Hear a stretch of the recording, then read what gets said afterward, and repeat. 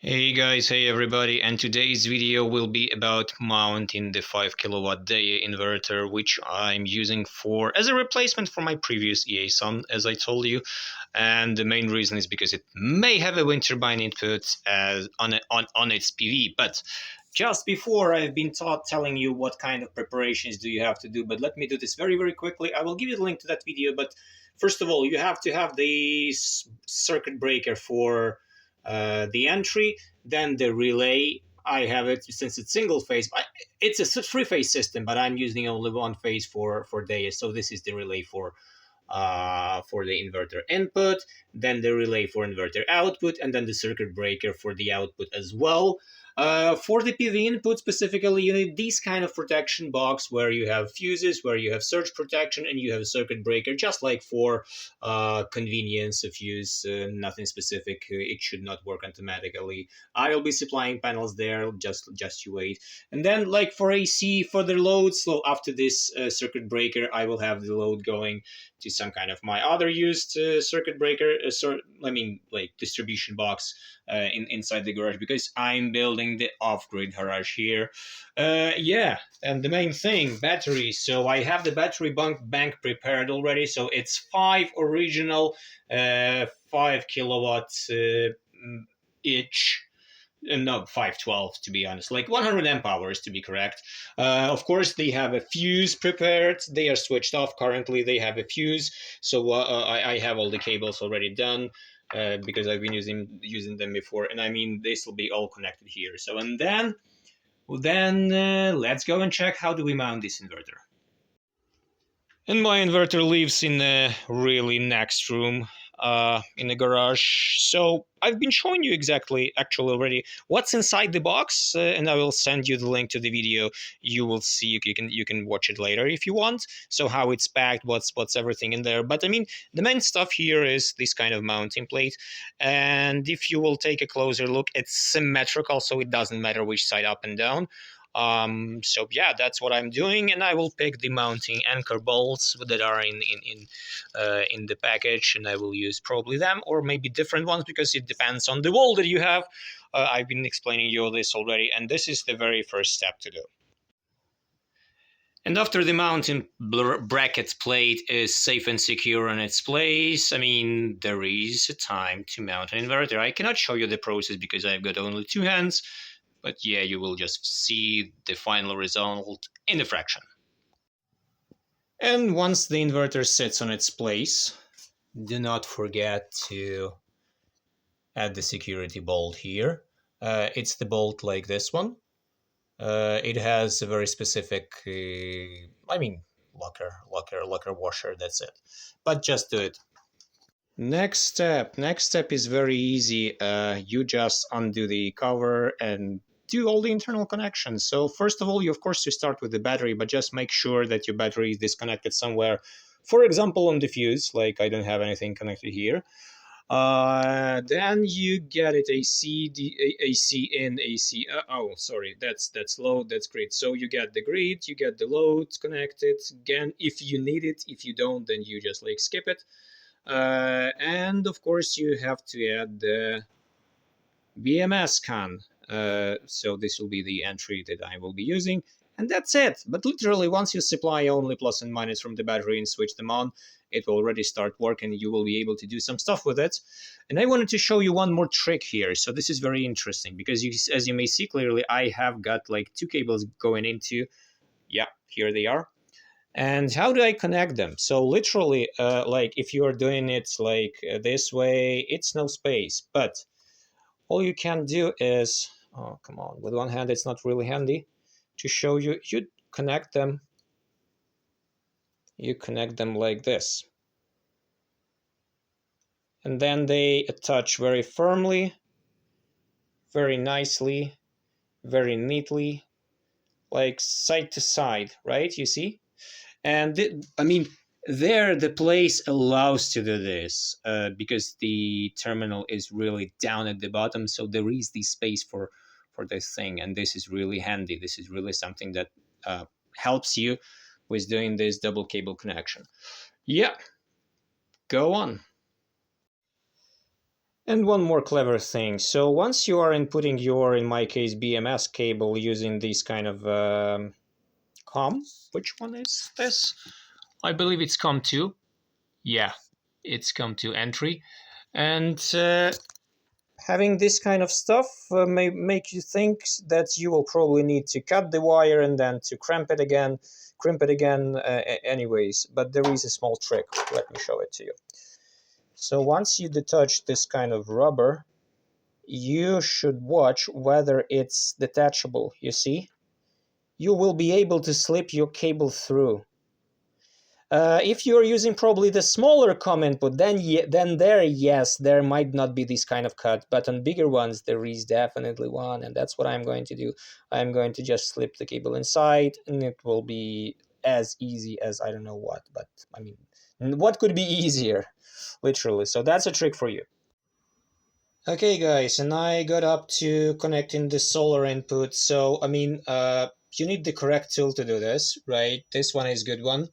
Definitely, I will give you a link for the set. This one is for 6 mil. That's what I'm using. And these connectors, they are something. I can literally tell you they are probably the best that I have ever used before. But what about MC4? I mean, you can check the video connected one. There you will see everything about this connector, so I'm not like stopping myself there. I mean, I will need a whole lot of force. I mean, I need 2 hands to actually press this properly. So I will pause, and you just believe me that I just did it. I haven't shown you connecting the logger, but I mean, it's very easy. You just like have to ensure that the QR code is facing you specifically, and what to do with it we will talk later, how to connect it to the application, to the monitoring. But I mean, for now, I mean, you can do it right now at before the first startup, or you can do it later. It doesn't matter, literally, because first of all, you want to, after you have done all the connections, I mean, I have finished it, so I've got like one PV connected, I've got all the batteries connected, I've got all the terminals for the grid and load. And I mean, everything here is prepared as well, so I finished all the setup. So yeah, I'm ready to turn it on, and like, let me do this, not live, because I need to ensure a lot of checks during this. So first of all, I have to switch on the battery, like the first one from the back, only the first one, just like to ensure that it works, and then I will add additionally more, because BMS will let it know how many batteries are there. I just need to ensure that there is a correct protocol. Then I will switch it on from the, I mean, where is the switch? Yeah, here is the button, the on off, that button. Then I will ensure that all the settings are okay. And I mean, later on, I will be switching on the AC in and AC out. That's the only sequence, and everything has to be done really, really strict. So let me do this, and I will explain later what exactly is different here. Okay guys, and I'm skipping a lot of information here and giving you everything up to the final. So how do you generally do this? I told you, starting with the DC, then you wait until normal lights, then you go through the settings, ensure that they are absolutely okay. First of all, you check the battery settings, which sit here, and then ensure that, because before it was to use bad percentage, and in my case I had to use the lithium, and then to set up to ensure that that's the correct mode for this original Deye batteries, right? I connected already all of them in junctioning in combination, and set up all the functionalities that I needed. I mean, the system working mode, the time of use mode, etc., etc. I mean, and the most interesting stuff, I supplied solar. 2 panels only. 2 panels. Let me show you. You won't believe it. Remember once I was doing you the unpacking video, I told you that I think that this inverter is the best for RV. That's because it works only from these 2 panels, 550 watts each. Both of them, I mean, they are in series connection, but I mean, the voltage open circuit for each panel is 49.9. And as you may guess, below 100 volts, it should not be able to start the MPPT, which is 150 range. But we have something going into. You see? Some 14 watts get into, right? That's because in advanced functions, here, I used this option. I turned the DC one to the wind turbine. I mean, that's the one that I'm using. That's the first on the left and the second on the right. Second one is empty yet. But yeah, I set up the manual curve that I think might be okay for this. I'm just like guessed. I didn't do any calculations at this time specifically. And I make it working in a kind of a PWM mode. Right? And I mean, it works. I mean, I just wanted to ensure that this will work at all, and it works. It supplies something, but I mean, it's late, right? It's late, and we have clouds, and we have just had rain. So this is the sun we are having right now, exactly, right? Oh, you see, that's the guy. That's an interesting topic, anyways. But let's get back. This is something outrageous. 2 panels. And I made it working with this hybrid inverter. That's why I am 100% sure that I told you in earlier video absolutely everything correct. This one is definitely the best for RV because you can run it from 2 panels. You probably won't be able to run it from 1, but 2, 3, absolutely true. Regardless of what it says here on the MPPT, 150 till 425. I mean, you can if you know what you are doing. I mean, this is a thing. This is definitely a thing. Yeah. I mean, my garage now is fully autonomous. It will be working. I'm not sure like what to tell you more.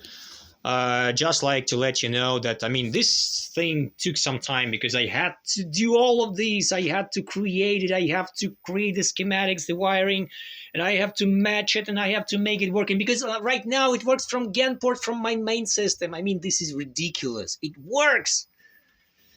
Wow. It's ridiculously amazing, I have to say. I'm more than happy. And I mean, a bunch of instruments that I've been using here. Not all of them, but I mean, that's a set of it. And a bunch of mess. Of course, you will have a lot of mess once you are doing this kind of setups. I will have to do some cleanup later on. Because, I mean, there is some work to be done to connect this. It's not that simple. It sounds simple, but I mean, a lot of preparations and a number of stuff that happens aside makes it going. But, I mean, it was definitely worth it. I'll be like moving it to the next stage. The system will be working absolutely great and absolutely different. Moreover, I even connect with my gel batteries. So via this switch, that pack is also connected to it. Oh, that's crazy. If you haven't subscribed yet, do it now because later on I will be doing a lot of fun stuff with this thing. I mean, it's allowing me a lot. Yeah. Anyways, thanks and see you later. See you later, guys.